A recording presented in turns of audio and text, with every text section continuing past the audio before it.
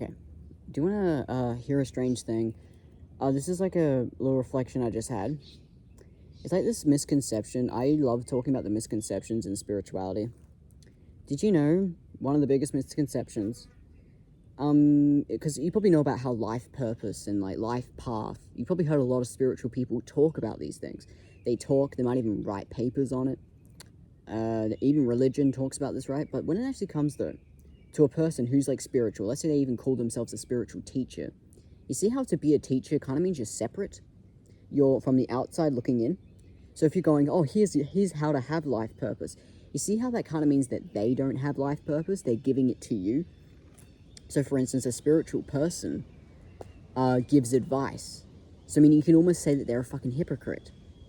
Because they give you life advice, but then they just go back to being spiritual and go, oh yeah, I just like meditate all day. Or they just go, oh, I'm a spiritual teacher, so I sit in nature and I meditate. Or I'm a spiritual teacher who writes books and I just sit at my desk. And it's like, well, obviously that can be very fulfilling. At least they're getting the fulfillment of writing it down.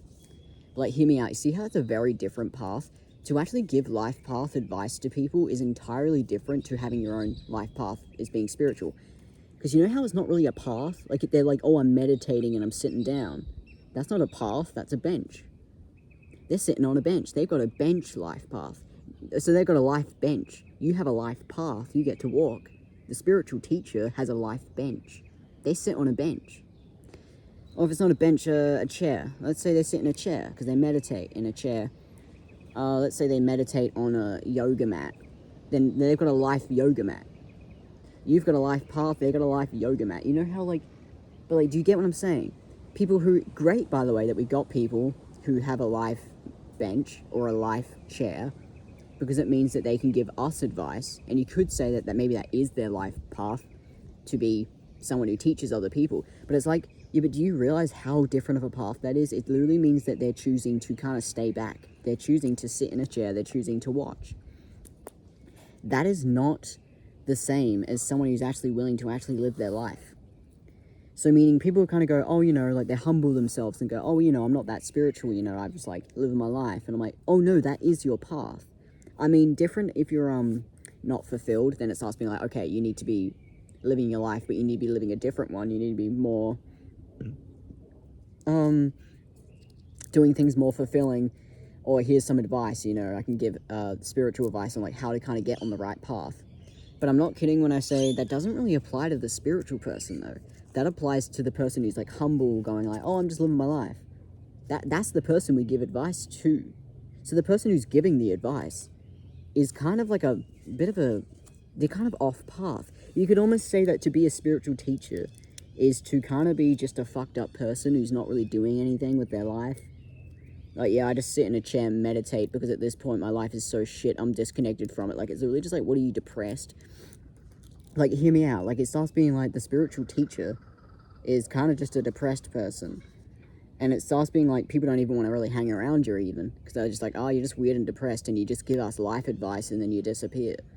And it's like, well, yeah, because that's just how it is for me. So that still has a purpose. But it's just, you see how that's not really living? It's just a very, very different path. And let me give you, the irony is that it can still be fulfilling, but like, hear me out. Let me give you, like, on the other hand, like, let me give you, like, a different view on this, like, a really negative view. You know how sometimes it kind of feels like if you're off path, this can also be spiritual? To be off path is still spiritual, but that still means, though, that you're off path. And I see this in my spirituality sometimes. I'm like, yeah, but the only reason why I'm getting that reflection is because I'm doing the wrong thing. I'm just like, oh, here's what to do because I did the wrong thing. That is literally hypocrisy. Luckily, Carl Jung talks about this, about like people who think that they're spiritual, but they're actually just having reflections that make no sense. It's like narcissistic. I think it's put under,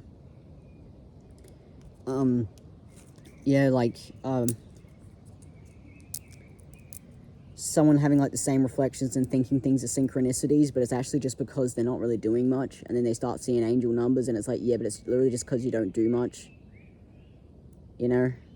It's only if you're like living and doing things that to see those reflections is like a big deal. When you're walking around and you keep seeing angel numbers, that's like a moment. But if you're someone though who just walks around, it starts being like, Well, now you're just doing it literally. Like, you got to be in that energy, and I mean that, by the way. If you want to know if you're on path, is that there's some sort of energy, or it really feels like you feel called to do something. Like, I feel called to sit down, or I feel called to, like, go on a walk, or I feel called to sit in the sun for a really long time. Like, and it changes over time. That's kind of how you know. Or more specifically, like, I feel called to write a to-do list. Like, even that can sometimes be spiritual. Different if you got too many demands on yourself, but if you're someone who goes, I can just write down 3 things, and it keeps me on track. Like, people who stay on track, I'm like, that is a spiritual path to do that. It's just that you get to be more of a person. Someone who just sits in a chair and meditates all day, it's like, do you want to be that depressed? And that's what I would put myself under. Like, even if I'm a spiritual teacher at this point, but it's really just like, that's just because I'm a depressed weirdo. And I'm like, well, at this point, it still has, I have all the reflections that anyone can have in, like, my orbit and stuff. And I love it, by the way, especially the witchcraft stuff. I can kind of, like, incorporate it into my life.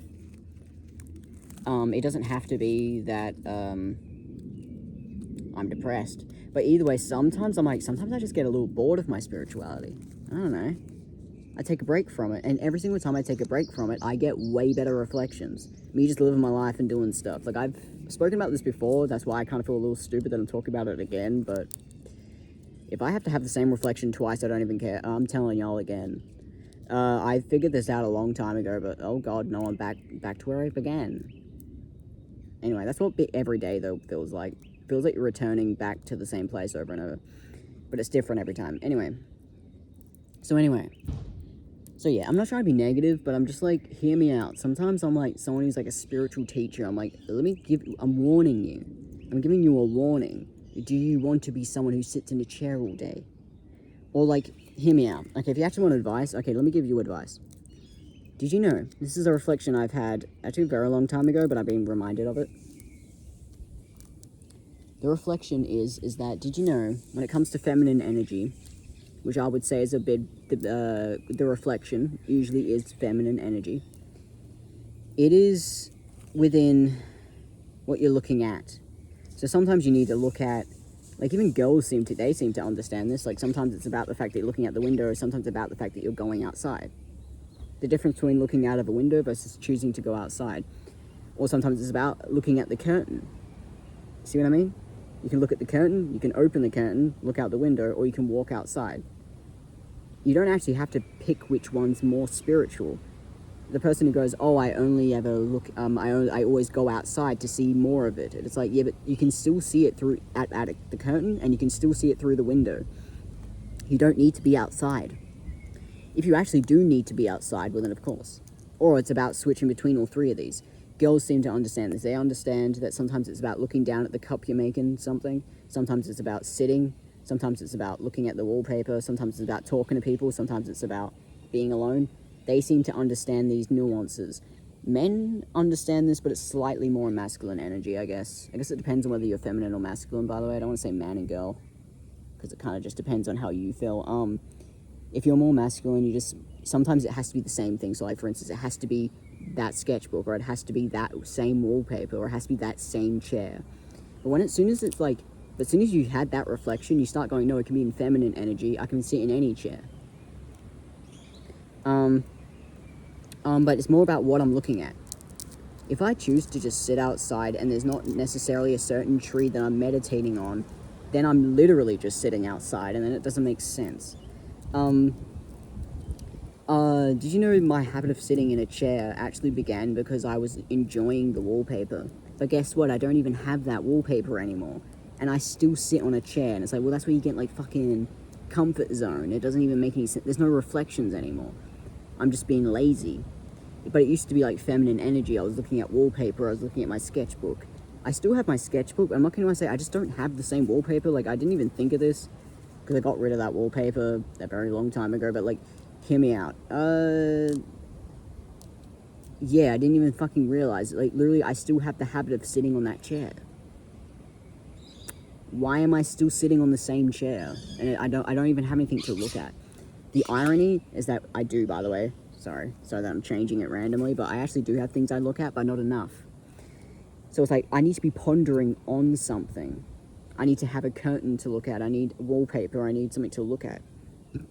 Otherwise, then I'm just literally sitting in a chair trying to enjoy the white wall, like the white wall. I know sometimes it's about the fact that it's a white wall. I love white walls. They can be very relaxing. But the ones that I look at are not, I don't know, they're just like, it's the same wall. It's too familiar. I get more reflections from going on walks because the daytime looks different. Anyway, and then by the time I'm back in my room, it looks entirely different. Anyway. So anyway, I'm talking about, so basically what I just described then, you know how I used the examples of chairs and stuff? I'm talking about things that would be considered boring. Like, hear me out, it's not boring, but it can become boring. And this is where you get pretentious stuff. It's something like, oh, you know, I'm sitting in a chair reflecting, and it's like, do you need to be doing that? If you're someone who gets the vibes, you're someone who looks at the wallpaper, you like the chair you're sitting on, you might even have a nice pillow on that chair. Someone who, like, gets feminine energy, then you get it. But someone, though, who just has a boring chair, I'm like, I'm sorry, but it will become pretentious if you're thinking that you have to be a good person or something. It's like, you will get more reflections from living your life than you will from sitting in a chair, unless you're someone who gets the vibes. If you get it. But if you don't get it, it's like, well, then look for it in something else. Do you know you can keep looking for the same thing in something else? You just have to keep looking and see it in something else. So for me at the moment, it's very simple. Good for me that it's furniture and stuff, and locations. I can always tell. Oh, this is the spirit. Have you ever heard of the spirituality of knowing that you're in the wrong room? Some people, of course, say the wrong city, and I'm like, hear me out. Just make it about being in the wrong room. You will eventually end up in a different city. But, like, hear me out. Begin with knowing what room you're in, and then you will start to know, am I in the wrong city? And this is like a moment, because you kind of take your time with it. Anyway, because obviously the desire to move away, I think everyone has a little bit of that, like, oh, I just want to move away. Like, hear me out. Know what room you're in. If you know, you know. Knowing that you're in the wrong room, knowing that you're in the right room. Being spontaneous, living in the moment, free will. But as soon as you're in this energy, you will just start to find, you can kind of tell that you need to move. And then it becomes, not so much moving, sorry, travel. Like, oh, I need to be in a different city, you know? Instead of just planning a trip, this is great, by the way. Of course you can plan things, but it's easier to already be, better to already be in that, so that by the time you want to, you're kind of already someone who's living in the moment. To plan something doesn't sound so bad, you know what I mean? Otherwise, then planning becomes stressful. Anyway. So, it's kind of like the whole working with what you already have just kind of leads to more. Anyway. So, yeah. It's kind of like humbling yourself, ironically, makes you end up with more. So you humble yourself, but then you end up with more. It's perfect. And that's what, this is actually what less is more actually means. It's more about, I know some people talk about less is more. Great, by the way, if you're simplistic, I mean, that's great. Some people have that aesthetic, they like the simplicity. Kind of like a museum, I guess. But hear me out. Do you want the true meaning of less is more? It's about where you begin. Clearing away makes you see things clearer, and then you end up with more. But it's just where you begin. You begin with less, but you become more. So it ends up becoming more is more. So less is more to more is more. Obviously, if you're simplistic, you don't need to do this. But people who don't want to be simplistic, they kind of go, oh, I'm just the maximalist, you know.